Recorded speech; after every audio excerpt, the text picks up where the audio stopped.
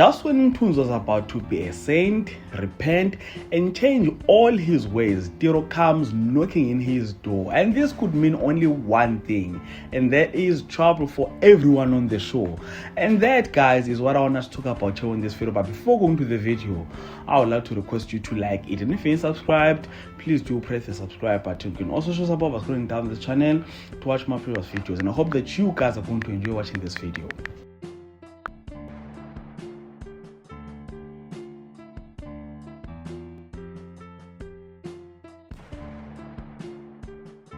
Now imagine an alliance of Mthunzi Mayiza and Tiro fucking Mood. Now I think we can all agree that would be trouble, and not for just Mdala but for everyone on the show.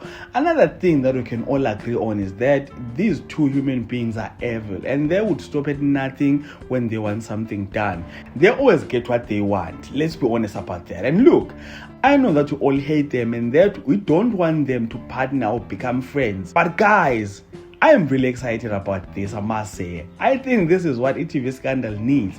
I think these guys right here are going to shake things up a little bit, and more especially since they both have common enemy, which is Mdala. So for those who don't know, Tiro is on a hand for Mdala. He wants to gather evidence against Mdala so that he can get amnesty and exchange his release for Mdala's arrest. Now, he has been recruiting everyone, and recently including Mthunzi. And I think that things will be a little bit difficult for Tiro when he tries to convince Mthunzi to go back to his old ways.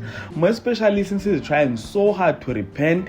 And some people are saying that Mthunzi haven't changed. He just accepted all of that because he wants to escape his mom's ghost. So, I don't know, guys.